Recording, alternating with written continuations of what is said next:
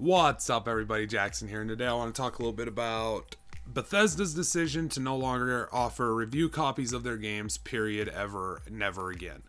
And everyone's obviously outraged about this. This has been going through, the circles of news. You've probably already heard it.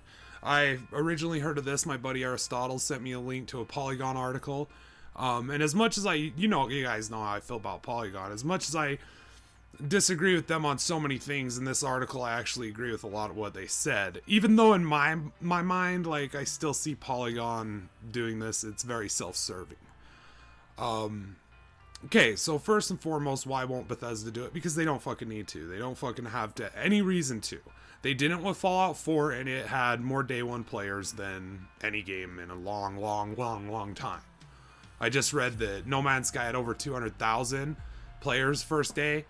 Fallout 4 beat it first day, and the other, the life of the game is still continuing. People are still playing Fallout 4. My little sister's boyfriend just the other fucking day bought it, and he's been playing it and enjoying it. So, you know what I mean? They don't need to do it, right? They don't need to. It doesn't help Bethesda to do review copies, obviously, because since they didn't do it with Fallout 4 and they've boom, money.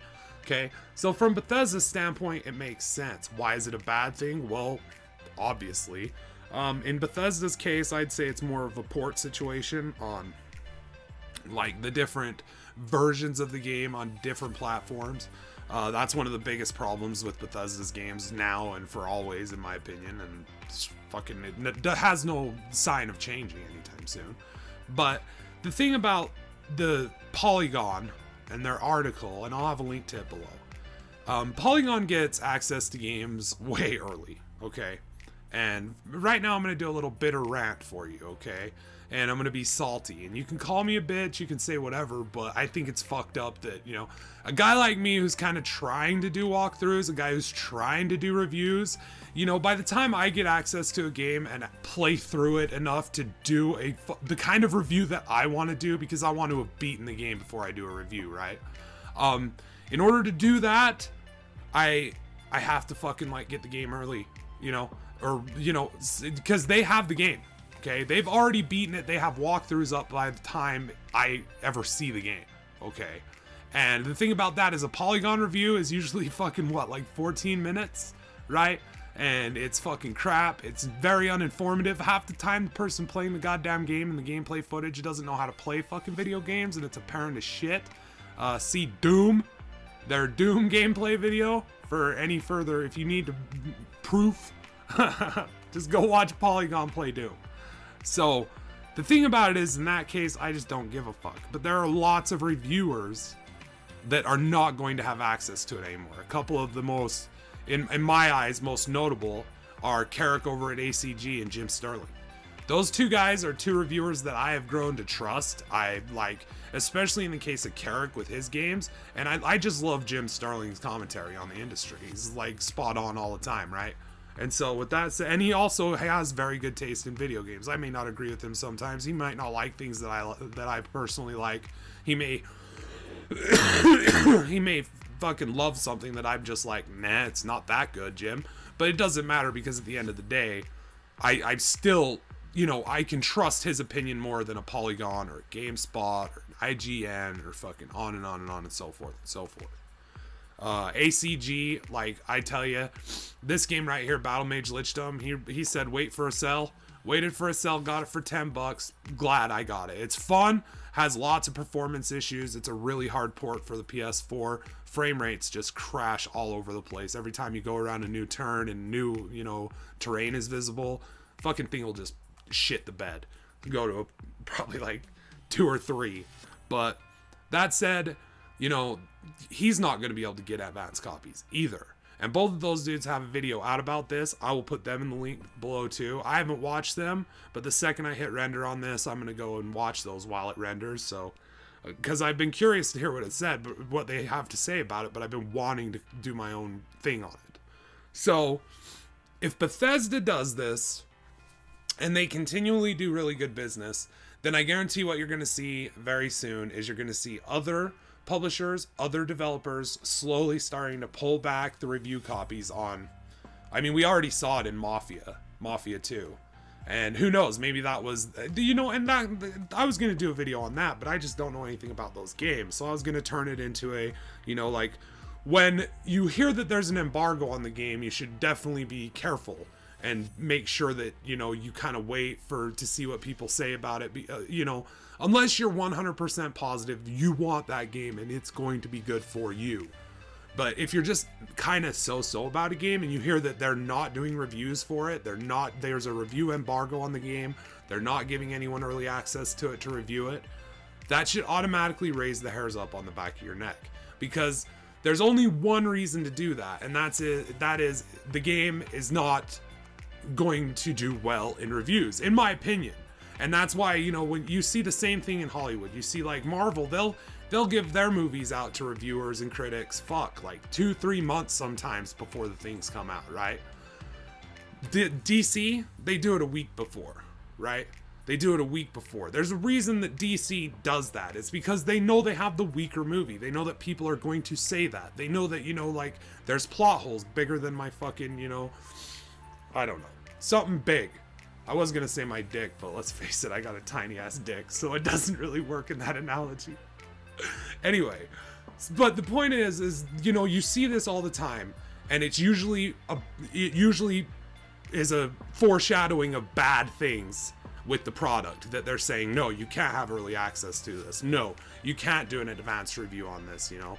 Oh, you want to do a playthrough? Because I know a lot of dudes don't even do reviews. They just do straight up playthroughs, you know, how to get the trophies, things like that. I mean, if you notice, a lot of that stuff sorry about the cough and this, just the way I sound. I'm sick as shit. I've just got gunk all up in my face. Anyway, that said, it usually means these things are going to be facing problems, okay? Bethesda doesn't need to do it also, because I feel like even with the Bethesda's buggy ass, you know, whatever, there's still, at this point, I would argue it's slipping in the case of Fallout 4, but at this point there's usually enough content in the game that even the buggy areas they feel so small that they're not even a big deal. You know what I mean? Like, yeah, it's annoying and it's frustrating and it can definitely fuck up some of the players' experience, but overall, like, there's so much else going on that you've got all this stuff. So Bethesda really doesn't need to do it, okay?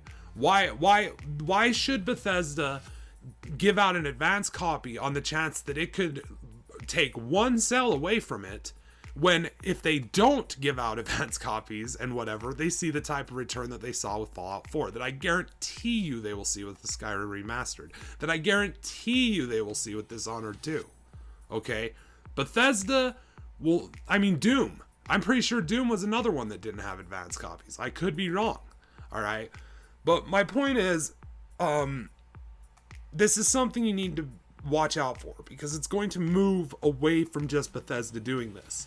And of anyone to be doing this, I really honestly didn't expect it to be Bethesda first. Like, this seems more of like an EA, Ubisoft, Activision type move to me. Like one of the bigger 2K, you know what I'm talking about? The ones that are so big, they're too big to fail now, right? So it's all about safety, blah, blah, blah. Obviously they don't want early reviews to hurt their game sales. And so that's what I would have expected, this kind of move from someone like that over Bethesda. But at the same time, when I heard about it, I was unsurprised. And, you know, I was at two minds about the subject when I first was reading this article. Part of me was like, you know, fuck you, Polygon. Go fucking cry to someone else.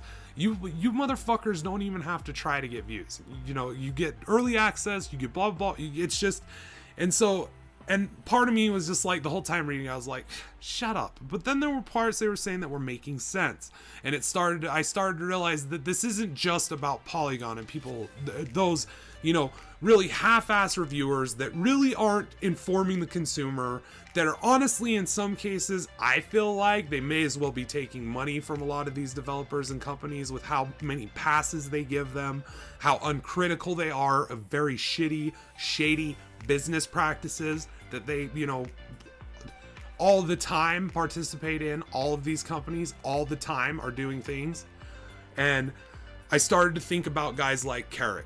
I started to think about guys like Jim Sterling. I started to think about guys like that get the early access, like the reviewers that we as gamers, we know we can trust, because whether it's by some sort of personal connection you have with that YouTuber, or you just honestly, you've paid attention long enough and they've always been on point to your tastes, to what you believe, you know, things like that. Those are the guys that are now going to be blocked from this. And I don't want that to happen. I love Karak's reviews. Karak's reviews are some of the things I look forward to the most. He lets me in on games that I'll probably never be able to play. I just won't be able to afford them or anything. But he crams into his, you know, sometimes 15 to 20 minute reviews, sometimes as low as 6-7 minutes. You literally will know everything there is that you need to know about that game, short of story spoilers, within that video, contained in that video, because he's a quick talker. He gets out a lot of words, and he delivers the information in a succinct and intelligent way that, you know, I'm personally, I very enjoy. And, you know, I get to see all these games. I can't tell you how many games I have seen on Karak's show, seen Karak review, and later have seen and been like, all right, yeah, I remember he said this was good, or oh, it's on sale. I remember he said that this was a good one to wait for a sell on, but it was worth playing. Or oh, this one, I'm not fucking touching this shit, you know. And it's because I know that my tastes correlate with Karak's. I know that what he's saying is going to ring true to my own personal gaming taste. And when I started to think about guys like him, guys like Jim Sterling, no longer having early access to these games, no longer being able to give me an informed opinion on the thing that I can trust, well, it scared me. And how long is it until it's just like they're giving them out to select people? You know, where they're just like, here, you get it, but you don't get it, because we know that you're critical to the point of you will fucking hurt sales. Anyway, guys, that's it for me, Jaxxsin. I'm out of here. Those are my 2 cents on this whole Bethesda no more game reviews for anyone, because we make all the money and we don't need it. And it's kind of fitting. I'm sorry, I've been seeing Bethesda slope towards this for a while, and I'm not as surprised as I thought I'd be. Anyway, guys, that's it for me, Jaxxsin. Love you. Take care. Till next time, keep kicking ass, keep being safe, stay awesome.